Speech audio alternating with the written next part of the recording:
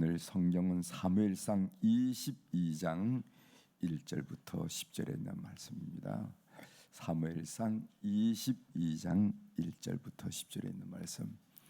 여기 있는 안경이 어디 갔네요? 네, 위에서 안 가져온가 봐요. 사무엘상 22장 1절부터 10절에 있는 말씀 제가 읽어드리겠습니다.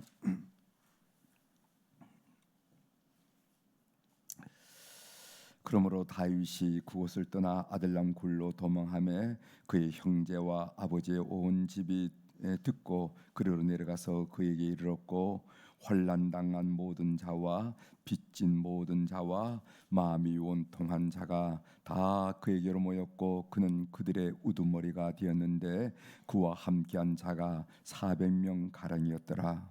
다윗이 거기서 모압 미스베로 가서 모압 왕에게 이르되, 하나님이 나를 위하여 어떻게 하실지를 내가 알기까지 나의 부모가 나와서 당신들과 함께 있게 하기를 청하나이다 하고 부모를 인도하여 모압 왕 앞에 나갔더니 그들은 다윗이 요새에 있을 동안에 모압 왕과 함께 있었더라.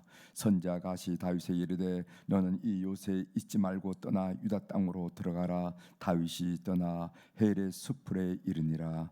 사울이 다윗과 그와 함께 있는 사람들이 나타났다 함을 들으니라.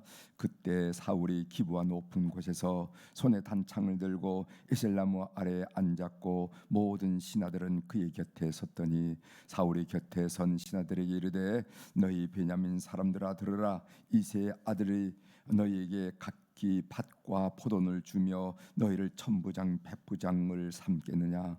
너희가 다 공부하여 나를 대적하며 내 아들이 이새의 아들과 맹약하였으되 내게 고발하는 자가 하나도 없었고, 나를 위하여 슬퍼하거나 내 아들이 내 신하를 선동하여 오늘이라도 매복하였다가 나를 치려하는 것을 내게 알리는 자가 하나도 없도다 하니, 그때 에돔 사람 도액이 사울의 신하 중에 섰더니 대답하여 이르되, 이새의 아들이 노베에 와서 아히둠의 아들 아히멜렉에게 이른 것을 내가 보았는데 아히멜렉이 그를 위하여 여호와께 묻고 그에게 음식도 주고 블레셋 사람 골리앗의 칼도 주더이다.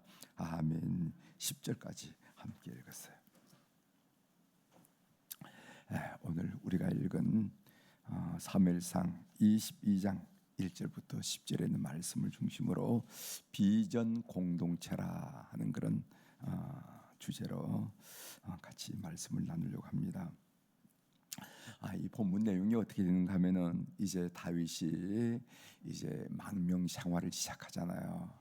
그래서 처음에는 사무엘상 21장에 보면은 여러분들이 읽어보셨겠지만 가드란 지역은 블레셋 땅이거든요. 거기 가서 도망갔는데 아기스와 그 왕과 그 신하들이 다윗을 알아보는 거예요.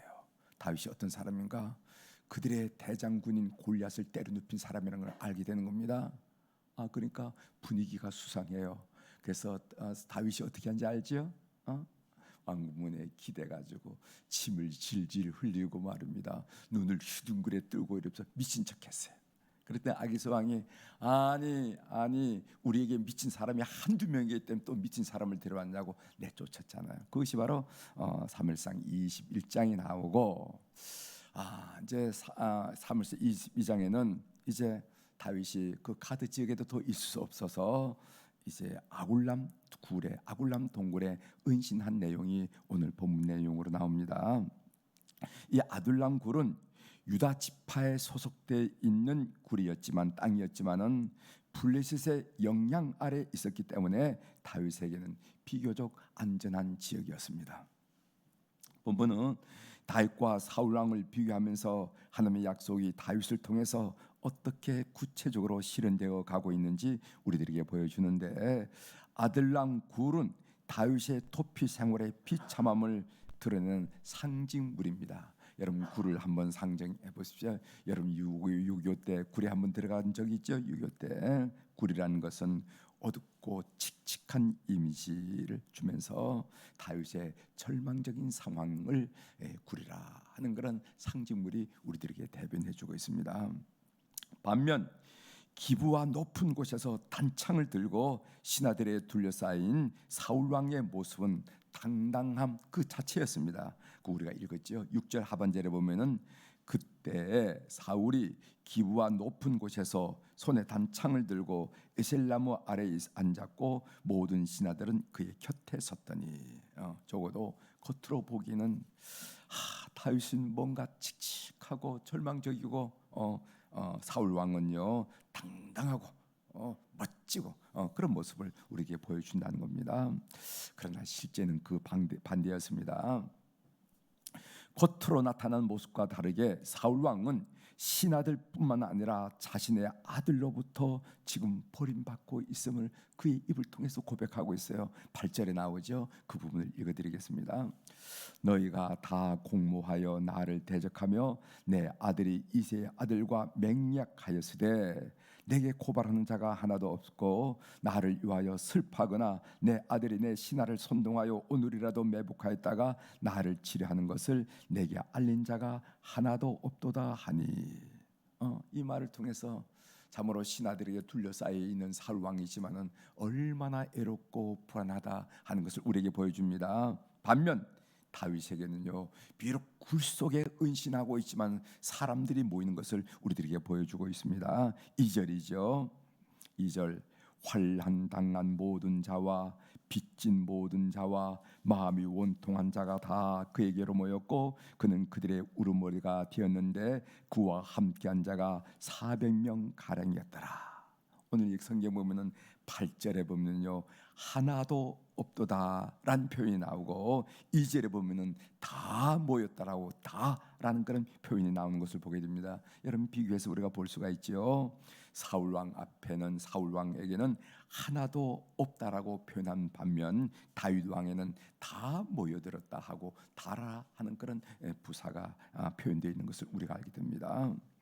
다윗의 상황은 분명히 어렵고 절망적인 것이 사실이지만 그러나 하나님의 약속은 한순간도 멈춤없이 다윗을 통해서 차분하게 이루어가는 것을 우리들에게 보여주는 겁니다. 저는 어제 이 본문을 묵상하면서 궁금하게 여긴 점이 뭐냐 하면은 소위 아둘람 동굴에 모인 무리 그 한 400명이 모였다고 그러는데 그 무리 그 공동체의 성격에 대한 거였습니다. 이게 도대체 어떤 놈들인가 하는 거죠. 이게 뭐 정말 이 사회에 대해서 그냥 배신하고 왔던 그런 사람들인가 아니면은 차라리 운둔하겠다는 운둔자들인가 아니면은 깡패들인가 이 사회를 뒤집어 보겠다는 혁명가들인가 아무튼 제가 관심 있는 것은 이렇게 아둘람 굴에 모였던 이 400명의 무리들 다윗의 휴하에 있는 이 무리들의 그 특징이 뭔가 그 공동체 특징이 뭔가 하는 것에 관심이 있었어요. 2절에 보면은 뭐라고 나왔냐면은 환난 당한 자, 빚진 자, 마음에 원통한 자들이 다윗에게 모여들었다 이렇게 묘사하고 있는데 2절에 있는 부분을 제가 다시 한번 읽어드리겠습니다. 한번 여러분 눈을 크게 뜨고 한번 보세요. 2절 환난 당한 모든 자와 빚진 모든 자와 마음이 원통한 자가 다 그에게로 모였고 그는 그들의 우두머리가 되었는데 그와 함께한 자가 400명 가량이었더라. 여기 보면 이 환난 당한 자라 하는 말은 에브로부터 계속적으로 정적인 압력을 받는 사람들을 말합니다.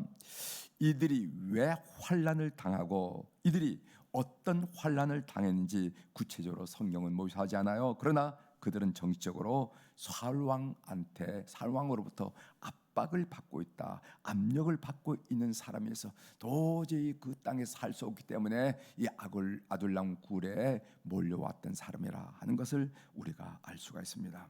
여기 또 빚진 자란 말이 나오는데 이 빚진 자는 단지 빚을 진 사람뿐만 아니라 여러분 옛날엔 그랬죠. 빚을 갚지 못하면은 노예 신세로 신분으로 전락이 돼서 그 집의 노예가 돼야 되는데 아마 노예 신세로 전락했던 사람이 체조로부터 도망친 사람이 아니겠는가. 나는 이렇게 종으로 살 수가 없다. 나는 빚이 져서 이렇게 노예가 됐지만은 나는 이렇게 종으로 살 수 없다. 노예를 살 수 없다.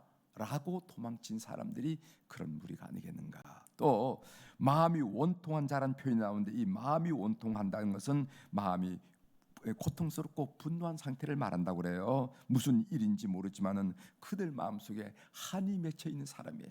무슨 일인지는 성경이 말하지 못하지만은 표현이 되어 있지 않지만은 아무튼 마음에 한이 맺혀 있는 사람들, 이런 사람들이 곳에 모였다. 그 사람들이 한 400명 가량 되었다. 그렇다면은 그 집단의 성격은 무엇일까? 어떤 특징을 가지고 그 성격이 뭘까? 그런 이 집단의 성격을 조사하다가 시편 57편을 발견했습니다. 여러분 시편 57편을 한번 찾아보시기 바랍니다. 시편은 성경의 가장 중간에 있어요. 그래서 시편 57편을 한번 찾아보시기 바랍니다. 시편 57편 한번 천천히 찾아보세요. 이 시편 57편은 사울 왕의 칼을 피해서 아들람 굴에 은신해 있던 다윗의 심경을 담은 시편이 바로 시편 57편입니다. 그래서 시편 제목이 뭡니까? 다윗이 사울을 피하여 굴에 있던 때, 그렇게 나오죠? 그러니까 다윗이 이렇게 사울을 피해서 아들람 굴에 있을 때 그 착잡하던 심령, 그 마음에 그 심경을 토로한 시편이 시편 57편입니다. 지금 다윗은 사울 왕에게 쫓겨 동굴에 은신해 있습니다. 바깥에는 굶주린 사자처럼 사울 왕의 군사들이 호시탐탐 다윗의 움직임을 주시하고 기회만 되면 체포하고 죽이려고 하고 있어요. 그런데 다윗의 고백을 한번 보겠습니다. 그가 시편 57편에서 어떤 고백을 했는가? 4절 보십시오. 내 영혼이 사자들 가운데에서 살며 내가 불사르는 자들 중에 누웠으니 고 사람의 아들들 중에라. 그들의 이는 창과 화살이요 그들의 혀는 날카로운 칼 같도다. 57편 6절입니다. 그들이 내 걸음을 막으려고 그물을 준비하였으니 내 영혼이 억울하도다. 그들이 내 앞에 웅덩이를 팠으니 자기들이 그 중에 빠졌도다. 오늘 그 다윗의 심경을 토란 내용 중에 이런 말이 있습니다. 사자, 불, 창, 화살, 칼, 그물, 웅덩이, 이런 말이 계속해 나옵니다. 좋지 않다는 거죠.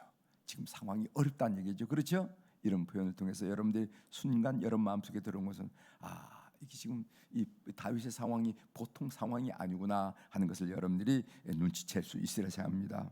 보통 사람이 이런 상황을 만났으면 어떤 반응을 보였을까요? 안으로는 자기 연민에 빠져 있는 사람이 있을 수가 있습니다.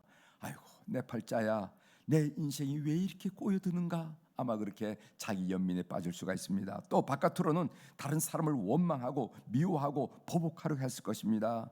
남편 잘못 만나서, 부모 잘못 만나서, 회사가 개떡 같아서, 이 사회가 불합리해서 하면서 다른 사람에게 시선을 돌리면서 마음속에 원망과 그런 감정을 가질 수가 있어요. 또 그 사람이 혹시 신앙인이라고 하면은 위로 하나님을 원망했을 것입니다. 하나님 왜 나만입니까? 왜 나입니까? 내가 무슨 천벌받을 짓을 했습니까? 하면서 하나님께 원망했을 거예요. 그런데 이 다윗은 이런 원망하고 연민에 사로잡힐 처지인데도 불구하고 보세요. 깜짝 놀랄 만한 표현을 하는데 여러분 57편 8절입니다. 8절 보세요. 제가 읽어드리겠습니다. 내 영광과 깰지어다 비파야 수구마 깰지어다 내가 새벽을 깨우리로다. 이렇게 얘기하는 겁니다.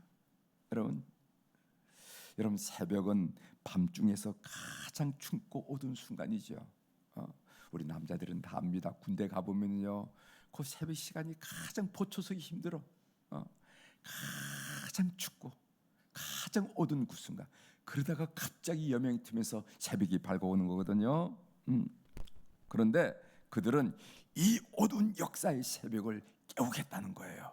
지금은 캄캄한 어두움이지만은 꼭 밝아올 새벽을 준비하자고 그들이 모였다는 겁니다. 그래서 우리는 이 아들람 동굴의 400명의 공동체를 비전 공동체라 이렇게 말하고 있습니다. 비전 공동체라는 겁니다. 여러분, 왜 인생을 사는데 비전이 중요합니까? 그냥 아침, 점심, 저녁 그냥 살면 되는 거지 왜 우리는 비전을 이야기해야 됩니까? 왜 우리에게 비전이 중요한가? 제가 한 4가지만 여러분들에게 말씀을 드리려고 합니다. 첫째, 비전은요, 집중력을 발휘하게 해줍니다. 집중력은 모든 학업, 생업, 작품 그리고 인생의 성패를 좌우합니다.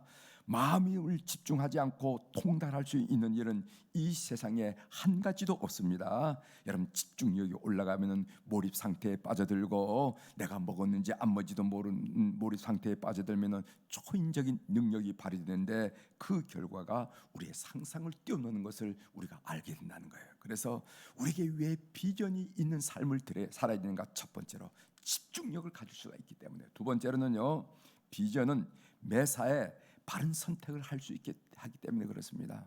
우리 인생이라는 것은 선택의 연속이 아니겠어요? 그런데 비전을 가진 사람은 항상 비전과 걸맞는, 비전과 맞는 길을 선택하게 된다. 과감히 선택하게 되죠. 그렇지 못한 일에 대해서는 주저없이 버리게 됩니다. 그래서 비전 있는 사람은 시간이든 자기의 에너지든 돈이든 불필요한 낭비를 하지 않는 거예요. 비전에 딱 맞추고 여기에 맞는 것은 과감하게 선택하고 그렇지 않은 것은 과감하게 버리면서 비전을 향해 나갈 수 있다는 겁니다. 세 번째로는 비전은 정신적, 육체적 에너지를 공급해 줍니다. 위대한 업적과 성취는 열정, 집요함, 결단, 도전 그리고 인내의 산물이 됐는데 비전은 이런 모든 힘을 샘솟게 하는 에너지원이라는 겁니다. 넘어져도 웃으며 털고 일어나 다시 시작하는 용기를 줍니다. 비전은 보이지 않는 것을 보게 합니다. 들리지 않는 소리도 듣게 합니다. 불가능을 가능으로 전환시키는 힘을 솟구치게 하는 것. 그래서 비전 있는 사람과 그렇지 않은 사람의 그 에너지가 다르다는 것을 우리가 알게 된다는 거죠. 네 번째로 비전은 미래 시점에서 현재의 상태를 직시하는 능력을 줍니다. 무슨 말인가 하면은 나는 미래의 어떤 모습이 될 것이다. 그래서 삼성전자 같은 기업을 일으키고 있는 내 모습, 그리고 연구에 매진하고 있는 내 모습, 테레사 소녀처럼 봉사활동하고 있는 내 모습, 계속해서 머릿속에 그런 모습을 그리게 된다는 겁니다. 그러니까 매 순간 가슴이 두근거리는 그런 그림을 그리면서 사는 거예요. 그렇기 때문에 그런 사람은 귀중한 오늘 하루를요 허투루 보내지 않는다는, 1분 1초를 보내지 않는 겁니다. 그래서 비전 있는 사람이 성공할 수 있다 하는 그런 얘기를 우리가 나눌 수가 있습니다. 그렇다면 삶의 적용으로 여러분 말씀드리고, 여러분들이나 여러분 자녀들이나 여러분 자손들에게, 그렇다면은 삶에 있어서 이 소중한 비전을 어떻게 갖게 되는 건가? 중요하잖아요. 우리가 비전을 어떻게 갖게 됩니까? 여러분, 비전을 어떻게 갖게 됩니까? 좋은 책을 읽으며, 좋은 선생을 따르며, 물론 도움이 될지 몰라요. 그러나 성경이 우리들에게 비전을 갖는 방법을 확실하게 보여주는데, 여러분 사도행전 2장 17절을 제가 읽어드리겠습니다.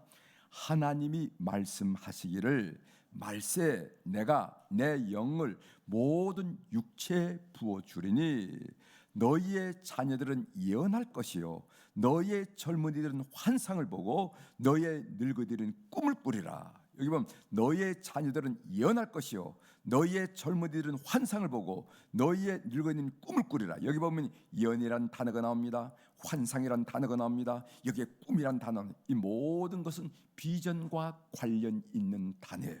그러니까 어떻게 하면 비전을 갖게 되는가? 성령을 받아야 비전을 갖게 된다는 거예요.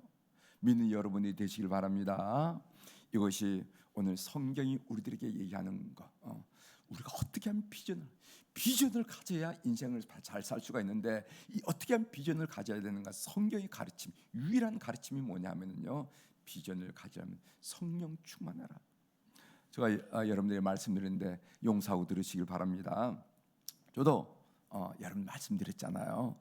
동해, 강원도의 강릉에 가면 동해가 쫙 펼쳐지잖아요. 끝도 없는 수평선만 보이는 그 동해가 넓어 보이지 않고, 서쪽으로 보면 백두대간이 쫙 있어서 해가 져도 그 해구물이 여전히 있는 그 백두대간이었는데, 그 백두대간이 높지 않더라고요. 다 손아귀에 넣을 것 같아요. 동해가 넓지 않고 백두대간이 높지 않고. 그래서 그때는 말하면 제가 어떻게 나는 저 말씀 성경을 끼고 중고등학교 학생이지만 배를 자꾸 내밀면서 우리 장로님들이 김군 위에 배를 내밀고 다녀 이렇게 가슴이 쫙 펴지고 배가 자꾸 나오더라고 이상하게. 그러니까 동해가 넓어 보이지 않고 백두대간이 높아 보이지 않는데 왜 배가 안 나오겠습니까? 가슴이 쫙 펴지고 그렇게 되더라고. 그러니까 그런 내 내면을 보지 못하는 우리 장로님들은 뭐라면 야 김군 위에 그렇게 옛날에 교복 입었잖아요. 교복을 입고 이렇게 하니까 자꾸 왜 배를 내밀고 다니냐고 그러더라고요. 그렇다고 뭐 제가 꿈이 이렇다고 얘기할 수 없고 그래서 그런데 저가 동야가 넓어 보이지 않고 백두대간이 높아 보이지 않았던 그런 순간이 어떤 순간인가를 오늘 어제 말씀을 할 때 준비하면서 생각해봐요. 그때가 제가 성령이 충만했더라고. 성령이 충만했다. 성령이 충만하니까 이런 현상이 일어나다는 것을 여러분들에게 용서하고 들으십시오 하고 말하면서 지금 말씀을 드리는 거예요. 우리가 정말 비전을 갖고 싶다 그러면은 우리의 자녀들에게 비전을 주고 싶다면요 성령과 관계가 있어야 된다는 것을 꼭 여러분 말씀을 드립니다. 성령을 가져야 비전을 갖게 되고 그래서 1분 1초를 허투루 쓰지 않고 비전을 향해서 매진할 수 있는 하나님의 사람으로 세워질 수 있다 하는 것을 꼭 믿는 이 아침이 되기를 주의 이름으로 축복합니다. 기도하시겠습니다.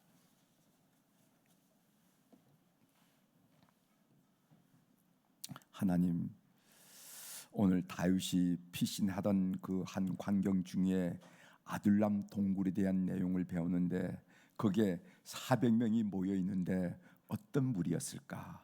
깡패 집단이었을까? 운둔자들이었을까? 혁명가였을까? 여러 가지 그 집단의 성격을 고민하는 중에 우린 시편 57편을 발견하고 새벽을 깨우리로다 하는 그런 비전 공동체라는 것을 우리가 알게 되고 이 비전을 우리가 어떻게 하면 갖게 되는 건지 좋은 책을 읽으면 갖게 되는 건지 좋은 스승을 만나면 갖게 되는 건지 우리가 성경을 조사하는 가운데 성령 충만할 때 성령이 내 심령을 장악할 때 성령이 내 인생을 장악할 때 비로소 엉두를 수 없는 꿈과 비전을 갖게 된다는 것을 우리가 함께 나눌 수 있도록 도와주시오니 감사합니다. 하나님 우리도 성령 충만해서 나이는 들었고 움직임도 둔함에도 불구하고 꿈의 사람들 환상의 사람들이 되게 도와주시고 특별히 우리 자손들이 이런 꿈의 사람이 될 수 있도록 가정마다 심령마다 성령 충만을 간구하며 성령 충만한 역사가 있게 도와주시옵소서. 하나님 오늘 월요일날 특별히 이렇게 우리 환우들을 위하여 기도하게 하시오니 감사를 드립니다. 병원에서 치료받고 있는 우리 사랑하는 가족들 그리고 또 통원 치료받고 있는 우리 가족들 회복을 위해서 애쓰는 가족들이 싸우니 오늘 시간과 공간을 초월하신 성령님께서 그들을 만나 주셔서 그들의 영혼을 그들의 심령을 그들의 육체를 가장 가는 시필줄 가장 작은 세포의 어떤 현명력에도 나타나지 않는 그런 질병의 근원을 성령께서 역사하셔서 아버지 하나님 그렇게 치료하여 주셔서 영육간의 강건한 가정들 다 될 수 있도록 은총을 베풀어 주시옵소서. 주님 방문하여 주시옵소서. 그들의 심령을 만져 주시옵소서. 그들의 육체를 만져 주셔서 예수 이름으로 일어나는 놀라운 역사를 경험하도록 이 월요일 날을 축복하여 주시옵소서. 오늘 또 우리 사랑 교우들이 주님 앞에 1,000번째 헌금을 비롯해서 귀한 물질을 주님 앞에 올려드렸사오니 눈 밝으신 우리 하나님 귀 밝으신 우리 하나님 그 이름들 사연들 주께서 통촉하여 주셔서 우리가 이 땅에 살고 있지만은 주님의 자상하고 찬찬한 간섭과 구체적인 인도함을 받고 사는 하나님의 사람들로 세워주시고 경험하도록 이 물질을 주께서 연락하여 주시옵소서. 오늘 또 하늘의 주권과 땅의 주권을 가진 우리 주님의 권세에 있는 이름 그 멋진 이름 그 위대한 이름으로 이 새벽에 선포합니다. 내 영혼이 잘된 같이 범사가 잘되고 강건한 축복을 우리 모든 교우들이 경험하며 고백하는 한 날이 되도록 인도하여 주시옵소서. 감사드리며 예수님의 이름으로 기도 올려옵나이다. 아멘.